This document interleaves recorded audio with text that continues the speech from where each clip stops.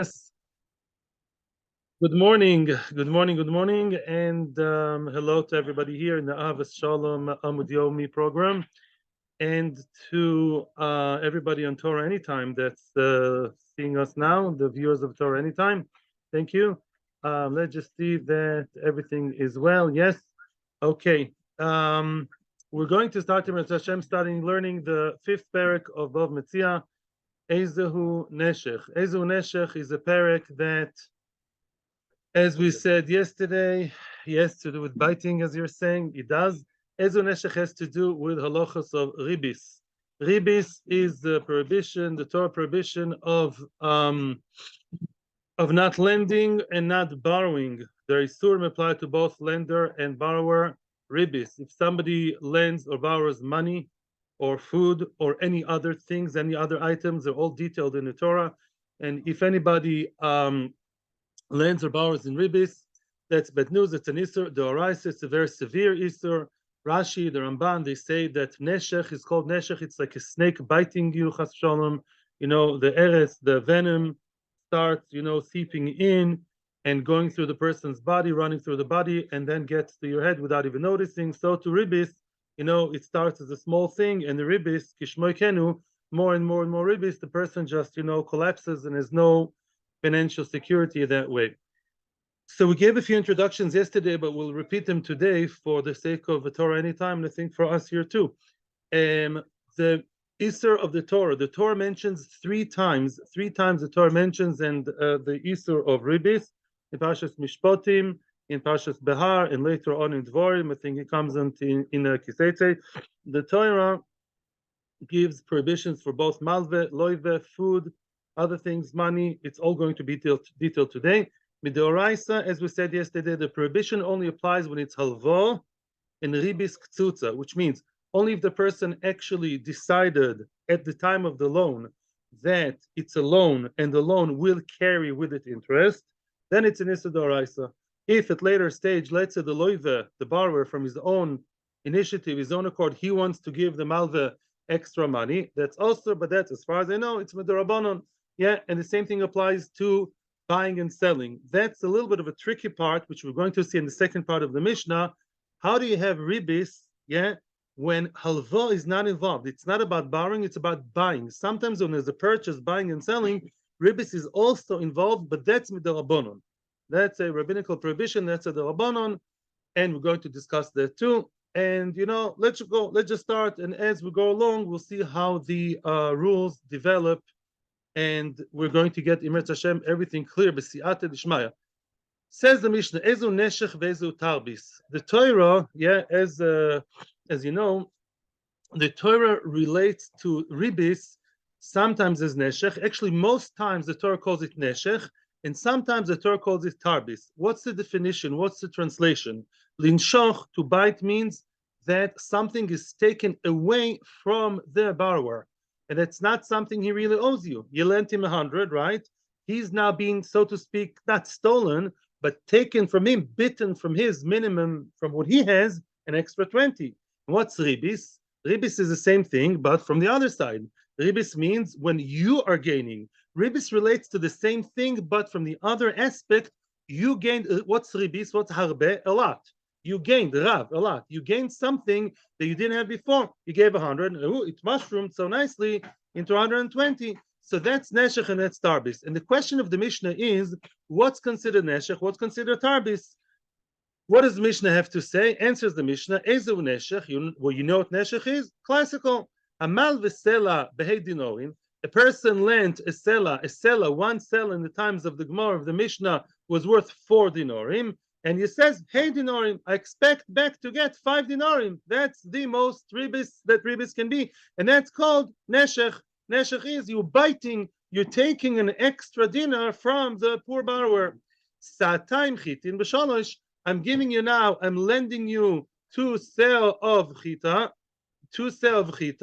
and I'll give back, and I expect back shalosh, I expect back 3. Yeah, okay. Thank you. Okay, so satay chitin b'shalosh means what? I lend you 2 sel of wheat and expect back to get 3. That's neshech osur, that's forbidden. Eizehu Neshech, you're biting the person, you're taking something that was his and you're taking it. Eizehu tarbis, what's a tarbis? Here comes surprise. Now, the answer to the question, what's called ribbis, is not telling you the same story from the different aspect. We're now going to see an Isser Derabonon. The Gemara is going to ask why. And this is a strange sounding Mishnah. The second case, what's ribbis, is not going to answer the question, what's ribbis deoraisa. It's actually going to tell me what's ribbis derabonon. Why is a good question, which we'll see today. What's a tarbis? Oh, I have to give an introduction here before we continue, and that's where yesterday we were a little bit, shaky. I'll tell you the introduction. Ribbis derabonon, I'll give you a very good example. Let's say I want to buy of you. I want to buy from you. Give me an item. The motorcycle, of course, we have a member here of the Shiur with a very nice motorcycle, a very erlich with a nice motorcycle. So I'm not saying your name, it's okay, So a name and address withheld. So if I want to buy your motorcycle, and let's say used motorcycle now is worth 15,000 shekels, I don't know, we're in Israel, by the way, 15,000 shekels, and now I'm saying, 15,000 shekels for your motorcycle, for your motorbike. And you say, fine, and we decide on 15,000. However, it's not a good example, by the way, because let's say you don't yet have the motorcycle. You don't have a motorcycle by you, your motorcycle dealer, and I say, okay, I'm now closing the deal of 15,000, but the shar lo yotzo. It's actually cars is a good idea. The car is not yet in the market. Nobody still has the car, the motorcycle. I already decide I'll buy the car when it's actually an excellent example. When the car will come to the shuk, to the market, to the production, will come from Japan to Israel, then, then they're going to decide the price. They didn't yet decide the price, but I already decided that your Kawasaki motorcycle, I'm buying it for, let's be more realistic, for 30,000, let's say, not 15, okay, 30, and really, it may end up being 35,000, okay? Now, nobody has a motorcycle in the world. I close the deal on a motorcycle, okay, 30,000. In 2 months' time, it's going to arrive in my house, and you know what? It's going to be worth 40,000. That's osur. Why? Because really, that's ribbis. I gave 30 and I got 40. So even though it's not a loan, I know it's not a loan, absolutely. And it's nobody's fault. The price changed, inflation, changes in the market, wars, Ukraine, I don't know. That's all very nice. But with the Rabbanon, such a case would be Nisr the Rabbanon. What should you do? That's a good question. Okay, that's a ribbis derabanan. I gave or decided, metaltalin is not nicknamed with money. That's a different story. But it was decided fixed price of 30,000, whatever the price may be. We closed on 30, and all of a sudden it's going to be 40, and I received the 40,000 worth of motorcycle. I gained 10,000, and that's ribbis derabanan. Okay, that's the basics. Now, what happens if you, Mr. Anonymous, if you have the motorcycle by you, and it is 30,000, and the same story happened exactly. The motorcycle prices have gone up, it's shot up, and I get the motorcycle in a month. Okay, 40,000. It could be okay if you had the motorcycle at the time of the decision, the time of the sale. Why? Because if you already had it by you, and I had my eyes on it, and we had an agreement on it, it's as if I already bought the motorcycle, and it got expensive in my reshus, in my domain. Get it? In that case, Rabbanan will not go there. Okay. Moreover, if other people, if your neighbors and other people where it's available, they have the motorcycle, so it's very accessible, very easy to just go to the showroom and buy the 30,000. Even though I only got it a month later for 40,000, it's still okay because yotzo shar. There's already a price. The market is already there. The product is in the market, and then it's not considered that I gave 30 into nowhere, and boom, I got 40,000. I gave 30 to an existing motorcycle, and it happened to be that it only arrived by me a month later with much more money, and I gained more. That would be okay. These are the general rules. I wouldn't sit in it too much, and it's sure you guys like to ask a lot of questions, and it's really, really nice. But let me just read through the Mishnah. Let me read through the Mishnah, because I'll tell you something. That second part of the Mishnah, which we're about to read, is not the easiest part, but it's not the main topic today, right? Mishnah are dealt with later in the Gemara.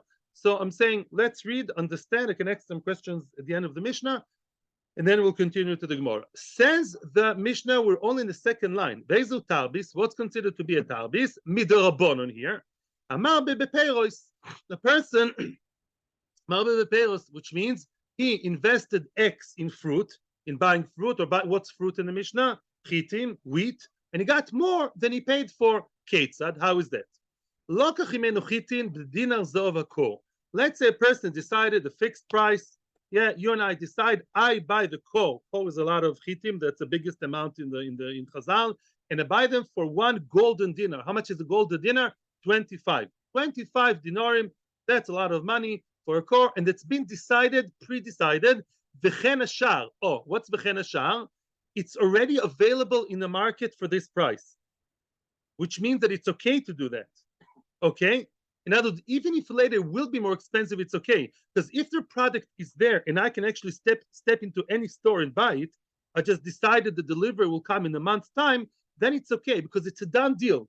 It's just like in my larder, I have the wheat and they got expensive in my house. So far it would be okay. And even duchitim belamed dinorim, although the chitim, or later on, before they came to my house a month later or 2 months later, they became worth how much? 30 dinar.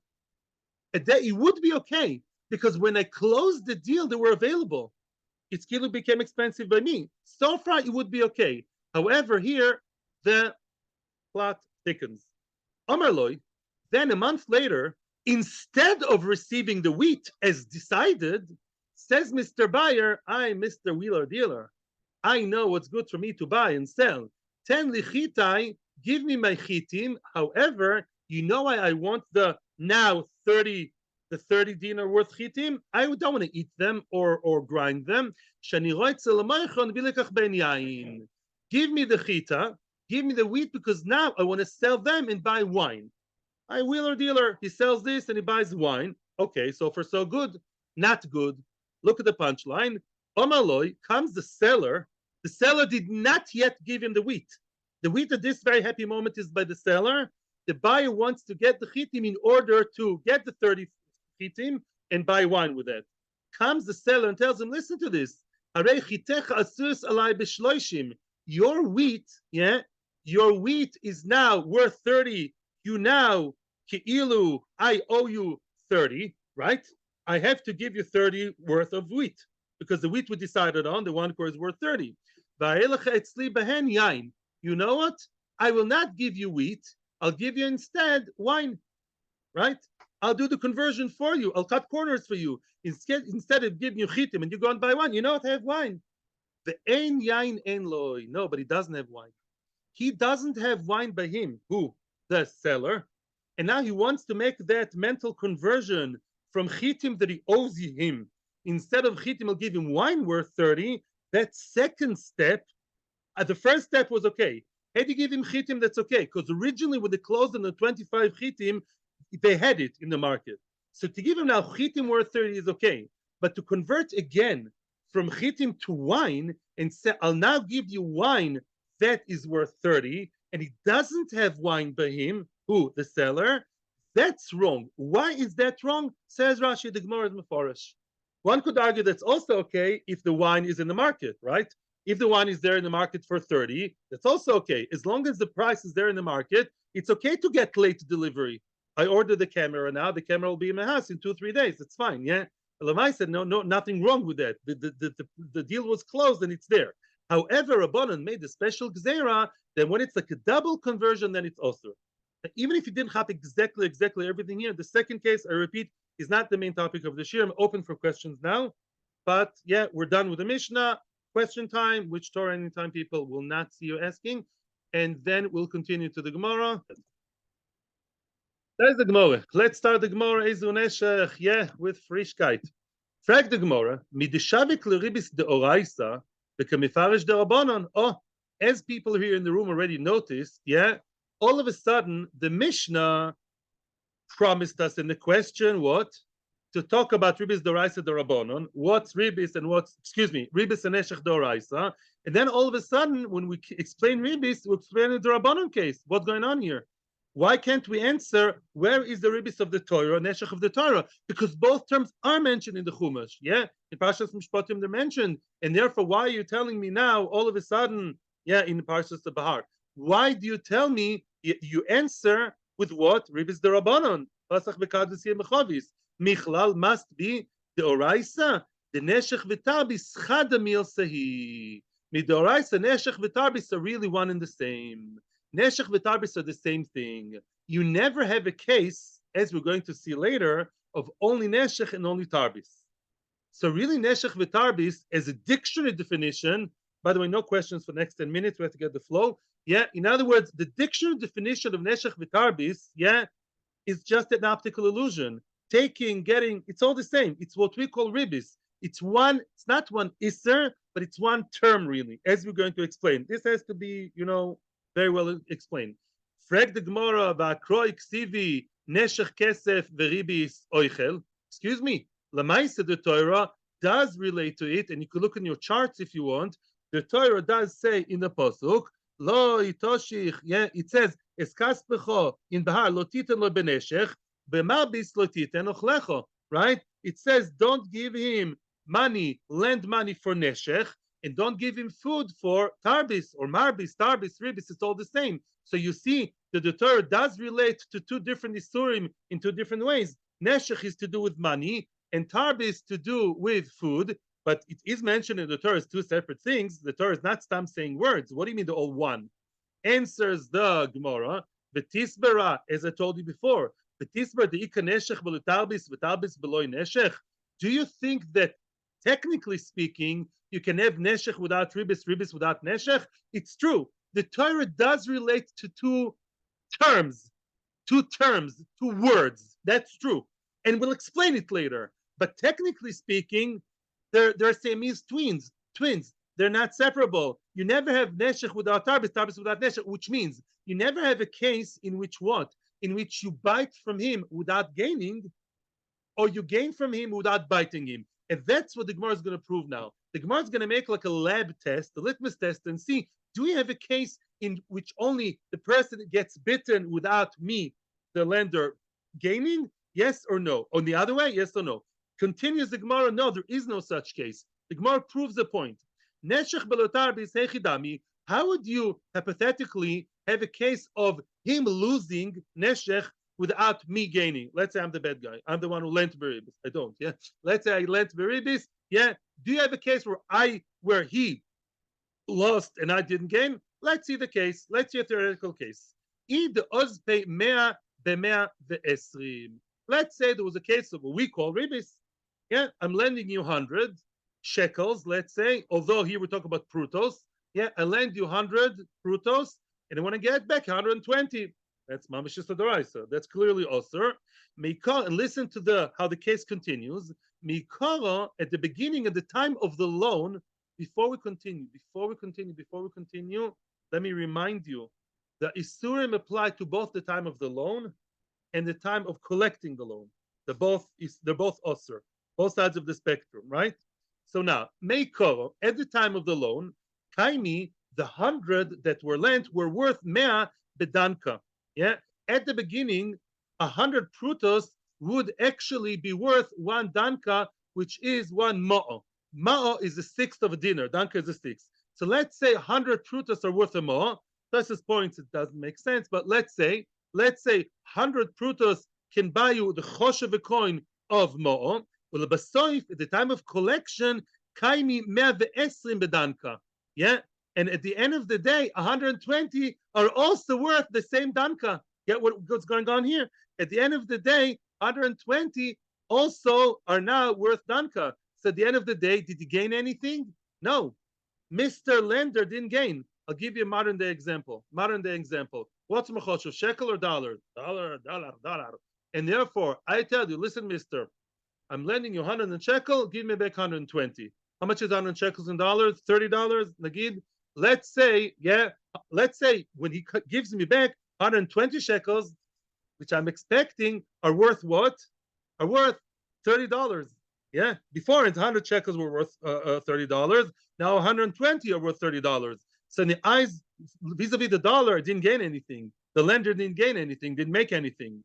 So it's if he lent beribis, but at the end, dollar-wise, when it comes to the big currency, he didn't really gain anything. That's the case over here. So maybe you want to tell me, maybe that's the case of neshech without ribis. Maybe that's the case of him losing and the malve not gaining, look at that. Neshech ika, there is neshech, the kanochisle is biting slash make him lose. Because the original plan was give me 100, I want you to lose an extra 20. I the kashakil midi, he took something from him, the loyoiv, that he never gave, right? The plan was I'm giving you 100, give me back 120. I'm digging, biting into your pocket. The tarbis leika. Maybe that's a case where ribbis, there is no ribbis, because at the end of the day, he didn't gain anything, the lender. Why the leis ravcha, he didn't gain anything, he didn't make any profit. The danka uzpay, the danka kashakil mine. He lent him how much? 1 more and gained 1 more because the prutas kilu went, the prutas went up, and at the end of the day, in my moshel, he gave him $30 worth and he got back $30 worth, right? Get the case. Maybe that's the case of what? Of Neshech without ribbis, him losing and me not gaining. Says the Gemara, that's not true. Again, this is just an illusion. Why? Soif, at the end of the day, it's not true. It's either all or nothing. Why? If you follow what happened at the beginning, if you follow the rate of the beginning and the beginning of the story, when he wanted to get 120 for 100, had we followed the trajectory of what? Of 100 to become 120, and the dollar rate wouldn't have changed, would change accordingly, he would have gained. He would have lost and he would have gained. All the same, inseparable. Falls out, and if you go by the soif, if you go by what happened in the end, what happened in the end? What happened in the end? There was no loss and no gain. If you go by what really happened in the end, that 120 shekels were $30. So at the end of the day, dollar-wise, and dollar is more than shekel, then at the end of the day, nothing changed. He didn't lose in dollars, and I didn't gain in dollars, and dollars matter more, or ma'o matters more than pruta. So mimela, there's no such case. Simply, it's very nice to philosophically say he's losing, biting, smiting, snakes. It's all very nice. At the end of the day, it's all one. Just 2 aspects of the same story. The two, and I'll preview now the other side of the game. Tarbis beloy neshech echidami. How do you have a case of ribis without neshech? Do you have a case of me gaining without him losing? Echidami. Let's test the case. Is there a case? You get now the opposite case. Is there a case of the lender gaining and the borrower not losing? Is there such a case? Let's try. Let's test it. Let's say the guy was.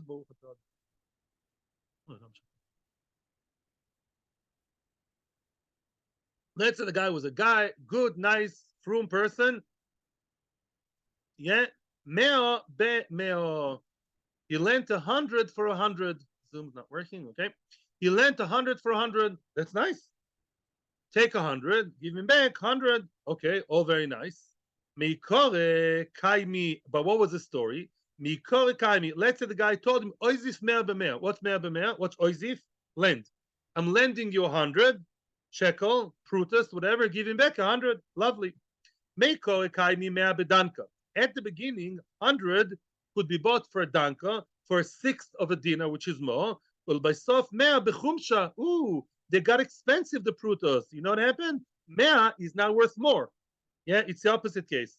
100 shekel for 100 shekel. 100 shekel originally was $30. 100 shekel in a month is $35. So it's the same 100 shekels, but if it's samud $1, if you compare it to the dollar, then you gain something. So originally he's a good boy, and who? Out of the blue, he gained something. Oh, maybe you want to say that that's what? Maybe that's considered to be tarbis beloy neshech. I didn't bite him. I'm a nice guy. I asked for 100 for 100, and all of a sudden Hashem was good to me. When it comes to dollars, I gain more dollars. Maybe that's the case of what? No neshech and yes, tarbis. Zoichemin hahefker. Reality is that I got more. Again, it's an optical illusion here. Why? Because that's not true. Make up your mind. If you go by the beginning, original agreement, take 100 and give me how much? 100. Nothing. If all would continue the same trajectory, what? 100 shekel, $30, $30. No neshech, no tarbis, no nothing. Ibasa Soifos out, if you go by the end of the story, where all of a sudden the dollar rate changed, and I'm gaining the same shekel, but I'm gaining more dollars, then har neshech very tarbis. Then both sides apply. I'm biting into him, taking more dollars than he actually got, and I'm getting more dollars. It's both ways. Elo marove, therefore Rova comes to the easy conclusion, clear cut. I atomoitze lo neshech below tarbis, below neshech. Tarbis is neshech and tarbis. It means twins.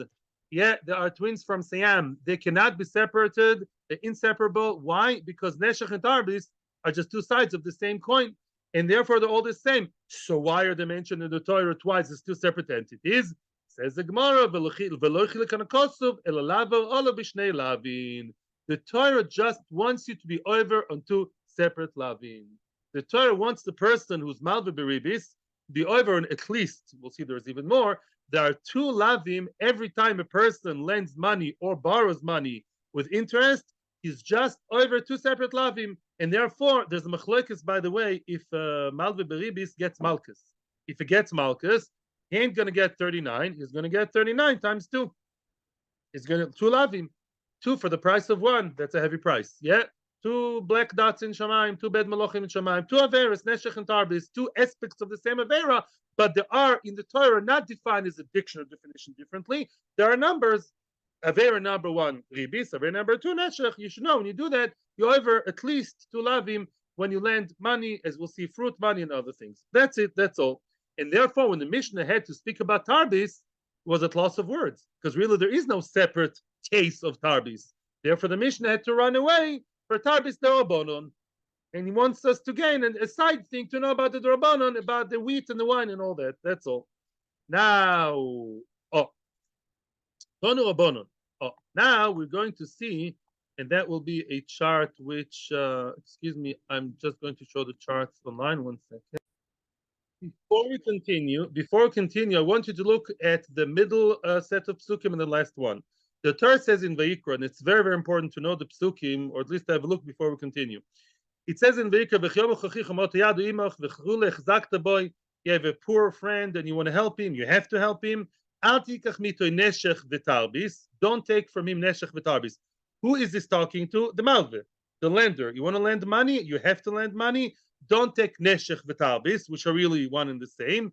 You have to fear Hashem. The pasuk seems to be saying as if the prohibition of neshech applies to money. The ribis applies to food. We know it's really the same, but one would argue and say, no, we just said what? What did we just say? We said that whenever you lend, you're over 2 isurim, neshech and tarbis. You look in the Torah, it's a bit misleading. It looks as if money is called neshech and ribis is oichel. It applies to food. I'm lending milk, give me more milk. Okay, that's a question. Now, the last pasuk, I'm now saving you a lot of work in Dvorim, the last paragraph, does not talk about the borrower. Does talk about the borrower. Doesn't talk about the lender. It talks about the borrower. The borrower, even if he wants to, is not allowed to borrow money with ribis. This is exception, one exception to the rule. In Chosh and Mishpat, it's not about his rights. It's about his chiyuvim. The loive, the one kilu losing, even if he wants to lose and pay ribis, he's not allowed to. Says the Torah, letashich lachicha, and here it says, 4 times in one pasuk, 4 times, you have to remember them, it says the word neshech. Letashich lachicha, tashich means to borrow for neshech to your brother, neshech kesef, neshech oichel.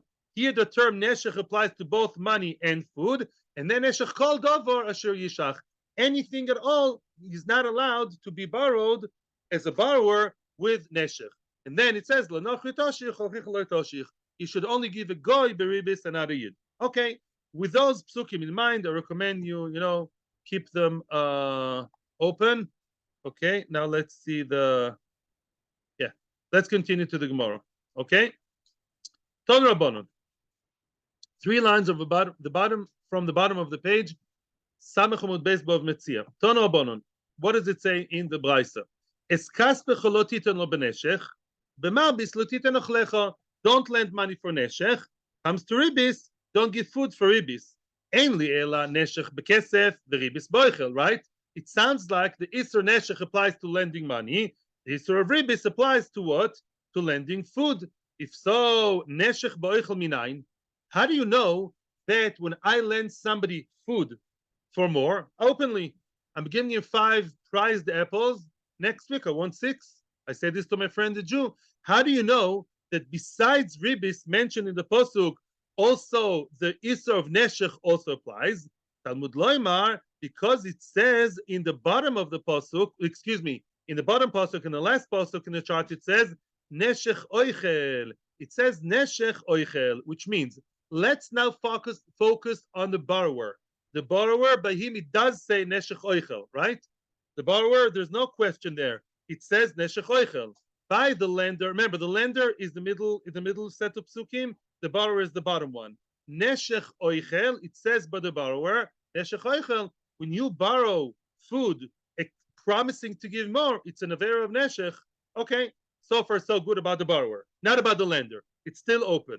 Now Ribbis bekesef minayin. How do you know that if you lend or borrow? Right now we don't know anything. How do you know the Ribbis applies to kesef? Because the pasuk in the middle says, yeah, Neshech. Neshech is with kesef. How do you know kesef also is Ribbis? Talmud Lamer, Neshech kesef. Very good. In other words, when it comes to the borrower, to the psukim at the end there, the psukim from Dvarim, it speaks about who? About the borrower. And we know that the borrower has Neshech and Ribbis. No, how do you know he has Ribbis? It says Neshech, right? You saw. It says Neshech, the bottom pasuk that talks about the borrower, it's all Neshech, Neshech, Neshech, Neshech. How do you know all of a sudden Ribbis over there? Says the Gemara, the famous rule, Samech Aleph Amud Aleph, Im Einu Inyan Neshech Kesef. We know already that Neshech Kesef applies to who? To the borrower. Right? The beginning of the pasuk of the borrower already said lo tashich lachicha anything. Neshech always applies to the borrower in general, especially since at the end it said lo tashich anything. So the borrower is secured when the borrower borrows money or he borrows food, anything. What? He's always over Neshech. So why do you need again to say, right? Why do you need again to say Neshech? Tneu inyan leribis kesef. Let's summarize. We're looking inside. Let's see if my computer allows me. Yeah, I'm reading the psukim now. Look at the bottom pasuk. Lo tashich lachicha means what? You, the borrower, don't be involved in anything because it would always be neshech, money and food. So why does it say again neshech kesef neshech oichel? Redundant. Why do you need neshech kesef neshech oichel? I'll tell you why. It's coming to tell you neshech kesef neshech oichel to tell me that if the Neshech basket is over full, we'll learn that it's not Neshech but Ribbis. You know this concept. It appears many, many times in Gemara and Chumash all over. When something is mentioned twice, there's like an overflow, and the term X, if it's mentioned too many times, it actually means term Y. In other words, we know Neshech already by a borrower, so now the Neshech Kesef, Neshech Oichel actually comes to tell me Ribbis. So the borrower has everything in his pocket. When he is over the avera of Ribbis, but both Kesef and Oichel, we know that there's Loi Tashich. And again, Neshech Neshech comes to tell me Ribbis. It says over twice. Whatever it does is always twice. Neshech and Ribbis for food and for what? And for money. Beautiful. Not so beautiful, but then we have it all set up. Says the Gemara, the expected question. Oh, very nice. Nice. That's very nice regarding the loive. The malve minayin. We're looking for the malve. Mr. Malve, who's mentioned in the middle paragraph, we don't know about any extras by him. By him, it seems to be only kesef one thing and oichel the other, not the other way. Says the Gemara, very easy. I'm sure I've said millions of times the concept of zera shovo. Nema neshech beloive, nema neshech bemalve. The word neshech appears twice, once in loive, once in malve. Ma neshech amur beloive. לא חילקת בו בין בכסף, בין באויכל, בין בנשך, בין בריביס. Loive has it all. The loive has it all. What? Loive has ribis and neshech applies to both food and money. What? Great, the loive. And neshech amur b'malve, lo tachlok bo ben kesef, ben באויכל, ben neshech, ben beribis. Lovely, very nice. The malve has an import-export relationship with the loive because neshech appears in both parshias. Yeah, it's like a link, bing, bing. And now we know that the malve also has everything applying to him. Neshech and Ribbis apply to both food and money. Frag the Gemara. Yeah, let me ask you a question. So far, Rabbi, I have a question, Rabbi, excuse me, so if I lend something that's not money and not food, you know, there are other things that are out there in the world. If I lend my phone to someone, the young boys, they always want to borrow the phone, right, to make a phone call. So I tell the guy, give me a phone, and after a week, I want two phones or a better phone. Haha, that's allowed, maybe. Because the Torah says, Ochel and Kesef. Frag the Gemara, Minan Rabbis called Ovo. How do you know? How do you exclude? How do you include, excuse me? How do you include into the story, into the Isser called over anything, other things? How do you know that other things that are neither food nor money, how do you know the Ribbis applies to them too? Says the Gemara, Talmud Loimar, and we're back to the bottom pasuk of who?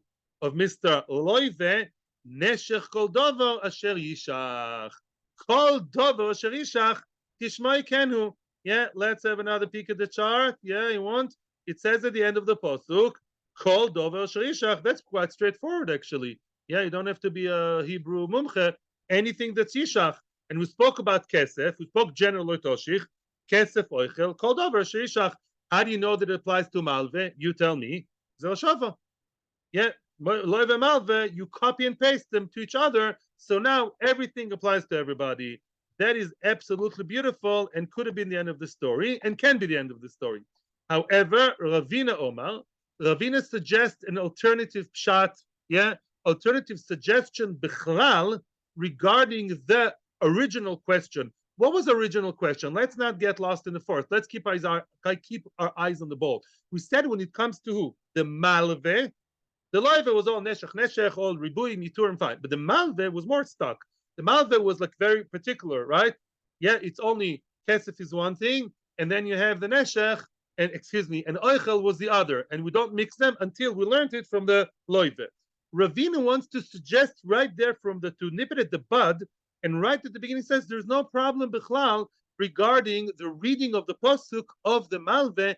If you just read the pasuk and you punctuate it differently, you'll see that even by the malve, it's all mixed and matched together very nicely, and both Ribbis and Neshech apply to both items. It's all a matter of how you punctuate the pasuk.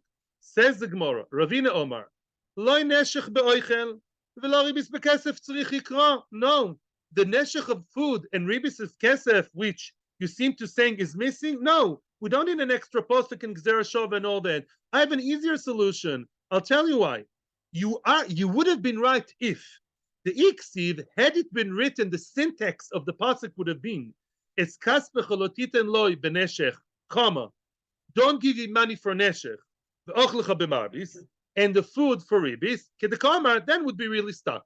If it would be really, really clearly read, kesef equals neshech, ochel marbis, you'd be right. You'd be stuck, and then we need the good services of loive with Gzera Shava to tell me what? To tell me really that. Same applies to everybody. Beautiful. However, no, I have a better solution. Let's just read the pasuk anew. Hashta now, dichsiv, listen to this. What does it say in the Torah? Es kas bechalotiten lo beneshech, comma, ubemabis lotiten ochlecha. Right? This is how you learn it, right? Don't give him kesef for neshech, and marbis, don't give ochlecha. Let's read the pasuk with new punctuation, and everything's going to work like magic. Kiri behachi. This is how you should read the pasuk. Now listen carefully. With the new reading of the pasuk, everything will work like magic. Eskas bechalotiten lo beneshech ubemarbis, comma. Got that? Eskas bechalotiten lo beneshech ubemarbis. You can read like that. Put the comma after marbis. In other words, don't give your money for neshech and marbis, because if you give him money, then both neshech and marbis would jolly well apply. And then lotiten ochlecha. The other one is ochlecha. And there's another way of reading. The other way of reading is what? You can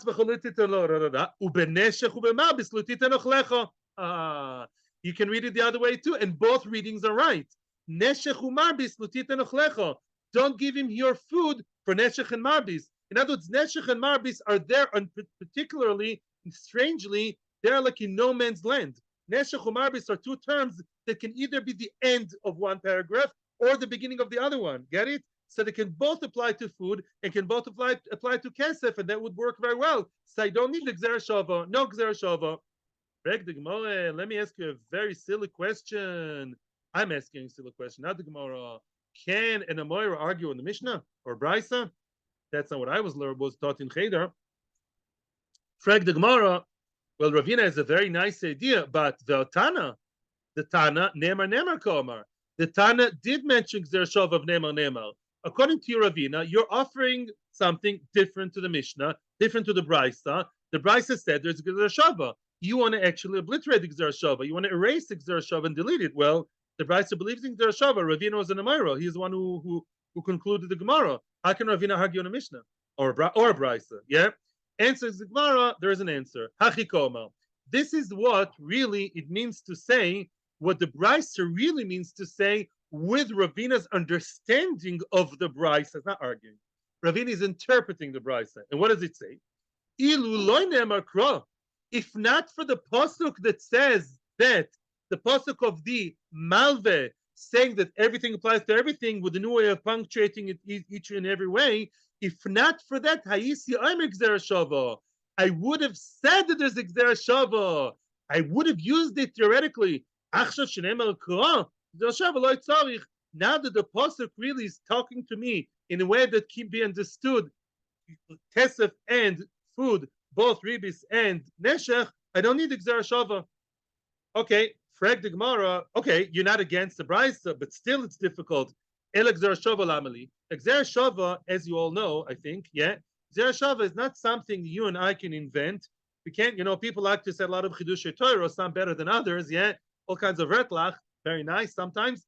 You can't make Gzera Shava. That's something you can't. If a nice guy comes to you in shul, yeah, a nice guy, whether he's in kollel or in computers or in whatever, he comes and tells you after davening, "Oh, have a nice Gzera Shava." He's a chiddush, an idea. Gzera Shava is not something you can invent. Only shekibla miraboisov. So every Gzera Shava that's there in the Chumash is like set and known to have a role, a tafkid, a limud, and we know that from Rabbi Seinu, from his Torah. If so, this Gzera Shava, what do you do with it? Okay, Ravina, fine. So what do you do with the Gzera Shava of what? Of Neshech, because you don't need it. And says the Gemara what I told you before. Leneshech kol dover asher yishach deloy kosav b'malve. Haha, remember the third item? The phone or any other thing that is not food or money, right? Food or money, any of them that's not mentioned, any other item. How do you know I can't lend Ribbis my phone, my shoes, my computer, my cup? I think give me 2 cups instead of this. Give me nicer tea. No, tea is food. Give me 2 cups instead of 1. That's not food, not money. How do we know? It appears where? In the third pasuk. Where's the third pasuk? Here. Our viewers can see. The last one, called over Sharishach. Where do you see that it appears in the first pasuk about Malve? It doesn't. Even according to Ravina's reading, the second paragraph in Vayikra of the Malve only talks about food and money. How do you know any third item? That Gzera Shava imported from the Loive in Dvarim to the Malve in Vayikra. So now, and that will be the chart I'll email you today, and that is how do all the psukim teach us all different items. We have a lot of items here. We have what? Loive and Malve. Each of them have the prohibition of Neshech and Ribbis. And those prohibitions apply to who? To what? To money, food, and anything else. And it's all here in the psukim. Yeah, watch it again and again until you have the chazara, get it straight. Yeah, question time. It's okay to ask questions now, because now starts a newish kind of inyan, and we're going to pause and then continue, and I am with you. Okay. Before we finish the shiur, we still have a few more lines. Omar Robe. Now the question is, there'll be more of an introduction for tomorrow's shiur. Rava is about to ask a question, and before the Gemara, let me give you a small intro. We learned in the previous parak about oino'o. You all know what's oino, but maybe not everybody else knows. Oino means what? Generally speaking, it means to overprice or underprice. That's a general term. Of course, there's a lot to say there. So if you go to my store and you're an innocent, naive, let's say Oleh Hadash something, and you go to someone's store and the person gives you something which is good, nice, functional, good service, good everything, he just overpriced you. That's wrong. That's an Isra in the Torah of Oino, and the details we learned already before. That's an Isra Oino. We're going to talk now, compare Oino to Ribbis. Ribbis is another way to cause a person loss, even though he wants to, by causing him a loss by lending 100, getting 120. And the third Isra, very, very well known, is Gzela, Lo Sigzol, You're not allowed to steal from a person, to outright steal, either force it out of his hands or come to his house, sneak in the middle of the night, whatever that may be. All those three prohibitions, they have one thing in common. What's the one thing in common? That they're written in the Torah. That what? You're making a person lose. This is white collar, this is semi-white collar, and this is blue collar. But Lamaisa, it's all Isurei Torah of one Yid should not cause loss one way or the other from the other Yid. Comes Rava, and Rava has this suggestion. And the Gemara, Rava asks the question, Lamali de Kosav Rachmana, why did the Torah have to specifically write Lav beribis, Lav begezel, Lav bo'ino? Why is it really that the Torah has to talk about all three forms and fashions of causing a loss? Why did the Torah have to write all three? Couldn't the Torah write one of them? And I would have known the others, Babinian Av. Logically, I could have derived that it's also, for example, that's my example. Let the Torah write Gezela. Gezela means don't steal from his house. If I know and be a bit more with breadkite, broad-minded, and I understand to steal is not only sneak into his house like some cartoon. Maybe stealing means, well, to cause a loss, even if he agrees by Ribbis, or even by Oino, to sort of play games without telling him that I'm overpricing. Isn't it self-understood? Why did the Torah, that's very miserly in words, why did the Torah have to repeat all three Isurim? I'm sure you guys have a lot of ideas. Let's just continue one more minute. I know we're a little bit over time. Says the Gemara Tzrichi. I'll give you the answer number one. The Ikos of Rachmana Lav beribis, we're going to all three cases now. Let's say the Torah would have only told you Ribis. I would have not known Gezela and Oino. Why? Mishum de Chidushu. Ribis has tremendous Chidush. We'll finish here and let me explain. As I stressed many, many times before, Ribis is extremely different to any other Ben Odom L'Chaveroi. Why? Ribis is what? He agrees. He really does agree. No pressure. He has enough money or is very pressurized. Whatever the reason is, he's absolutely sane, of sane mind, and he knows what he's doing. Sits by the lawyer, sits by the bank, takes loan. The Ribis, I think Alvarez Ribis are taken around the world every half a second. And yet the Torah forbids it. So you see that the Torah is not exactly here protecting someone's rights. I wouldn't have known from Ribis to Gezel. I would have thought that's two separate things. I want to tell you something very, very strong. And with that, we'll finish. I assume some of you know it already. Where to just show how Ribis is so different to any other Ben Adam L'Chaveroi. In which part, there are 4 parts of Shulchan Aruch. Which section of Torah and Shulchan Aruch does Ribis appear? Choshen Mishpat? No, you're there. Wow. Boom, boom, boom. The 2, which means the Ribis is not mentioned together with don't steal and don't, and all the monetary issues. No, Ribis is mentioned together with don't eat chazir, don't be with your wife Nida, and don't wear shatnez. That's where Ribis applies. Because Ribis is Ben Adam L'Makom. Of course, the idea is Ben Adam L'Chavero, because at the end of the day, he's losing, v'chule. But the format, the idea belongs to, it's like Ben Adam L'Makom. Even if he agrees. By theft, that's not like that. If I tell you, I allow everyone to steal my phone, that's not theft. I allow everyone to do I know. I really, really want to get that phone, whatever. I want to get that computer, 1,000, I'd pay 3,000, fine. I know is only because the person was undermined, that he didn't know. Ribbis is not like that. Ribbis is separate from the others. That's why had the Torah written Ribbis, I would have known about the others. It's just 2 separate sections. It's not about worse or better. It's just different, right? And therefore, I wouldn't have known not to steal. Stealing is stealing, and this is something Ben Adam L'Makom, not to chazir together with a friend. Be'ezus Hashem will continue. Thank you very much to all of you here in Avas Shalom Kolo and Ramat Bet Shemesh, and to all of yours in Torah Anytime. Thank you very much, and see you tomorrow in Mirza Hashem.